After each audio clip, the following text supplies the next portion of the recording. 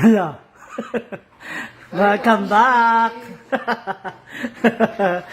Hawa na tulog Kamusta? Ha? Oo nga, maaga nga raw kayo umalis eh. Ano, umalis kami dun sa bahay. Ano na? Sasayaw ba kayo? May uniform kayo Uy, pero usok, ang taba mo. Ang taba mo, hiyang ka. Ha? Dito Iyang, na dito. iyang saan? Iyang ka sa ano mo, sa pagkain mo, sa vitamins mo. Hindi Oo nga, promise. Mas malaki na braso mo ngayon. Nananabahan na ako. Oo. Nag-iba yung Hindi ako aura. nakain eh. Kasi nung mga nakaraan, nakain ako pag di ako nakain. Kamusta ba talaga school mo? Okay lang. Sure? Lagi ako nakapasok eh. Sobrang hassle. Oo. Hindi, yung ano mo, tuloy na. Yung lakad mo sa school, yung turn nyo. Oo, sa ano, sa ngayong 19. April? Oo. Nakarating kasi sa amin yung ano mo. Siyempre, yung kaibigan namin, nagtatanong kayo problema nun. Sabi namin, hindi, tanong mo na sa kanya, sabi mo na sa kanya. Okay ka naman na. Okay na naman. Hindi ka na-stress. Wala, sana all. Sana all ka. Kamusta? Oy, 10 months! Ngita. 1 year na magkakilala, ma. Oo, 1 year na magkakilala. 1 year na ako dito. Mm. Hindi ako eh. Mas maganda naman yan, at least yung study, yung education mo pa rin importante. O, i-ambush na kita, total nandito ka na rin lang. Andiyan na rin si Ichan. Okay, 10 months. Kamusta yung feeling ng 10 months nyo together? Ayun, okay naman. Kahit, syempre, minsan naman, hindi naman lagi, perfect yung samahan namin. Syempre, Babangayan, lagi oo, nag-aaway. din kami. Pero, Alam mo kung bakit kanya madalas inaaway o ano ba siya, ano bang tawag mo ron? na high blood. Oo, naiinis, gano'n, oo. Hindi, kasi, gagawin ko din naman. Kaya, Tsaka alam natin kung, alam mo kung bakit siya nagagano minsan sa'yo, ganyan. So wala talaga kayo pinag-aawayan eh. I mean, hindi na ano sa kanya yung kung tanghali ka magising o kung ano man yung ginagawa mo. Di ba? Paano ba yun? Kasi nakakarating sa amin yung chat, yung maglalambing ka sa kanya.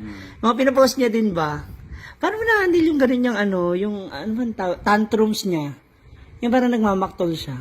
Bakit nakukuha yung kilit eh? Oo, yung paano mo siya. Kasi sa amin talaga, pag nagalit na siya, galit na siya. Ikaw, kasi tulad yan, hindi naman kayo Kasi halimbawa kasi galit siya, tinaano ko muna siya, pinapaupa ko muna ng galit niya bago ko siya kausapin. Kasi ang hirap naman kasi diba pagka may galit siya sa akin. Tapos sinasabayan mo. Niya, pag sinabayan ko pa. Kaya hinahayaan ko na lang muna minsan, sabay, ako na mauna nagpo-first move pagka Ikaw? tinatanong ko kung, Hindi siya? hindi, tinatanong ko siya kung galit pa ba siya. Hindi, totoo? As in, ikaw talaga? Talaga? So, Pero hindi... pagkakasalanan niya naman, siya naman yung una. Naglalambing. Ginagantihan mo rin siya. I mean, parang bumabawi ka ba na parang... Kasi di ba pag galit siya, hindi siya mamamansin, nananahimik siya. Ganon din naman siya sa mga friends niya.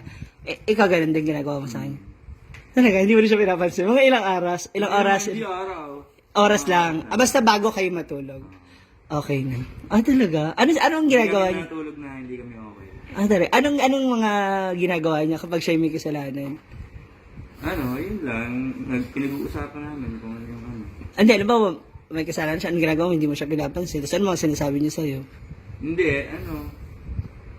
pagkagalit kasi ako, galit din siya eh. Inuunahan ka niya. Sinasabi yun. Hala, grabe naman pala. Para mga babae talaga na parang kala mo sila lagi tama. Sobrang sangayon ka. Nalalaman mo rin for sure. Nalalaman mo. Kasi minsan kasama ka eh. So damay ka rin. Nadadamay ka rin. 10 months, no? Ay, first time mo sa Bex. Curious lang talaga ako. I'm sorry, don't get me wrong Kasi sa ilan din na naging boyfriend ng kaibigan namin, ikaw pa lang din yung matagal. At nakatagal sa tantrums niya, sa ugali niya, sa attitude niya. Kasi parang may pagka-superior si Brenda. Hindi, totoo. Diba? May pagka-superior siya. Parang, hindi naman siya controlling, pero, alam mo yun. Tsaka, gusto niya everything will be, okay, or maayos, gawin mo yung ganito, it's for you naman.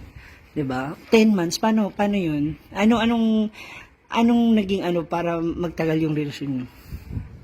Ano lang? Para kumapit ka pa doon sa relasyon na 'yun. I mean, ako Kailangan na magkaunawaan lagi pagka halimbawa nag-aaway. Yun. Kasi ako ramdam ko naman talaga ni sincere. Walang excess ha, Gio. Ramdam ko naman eh. Sa dami na naging ex niya, nakilala ko din, nakilala at nakasama ko din naman.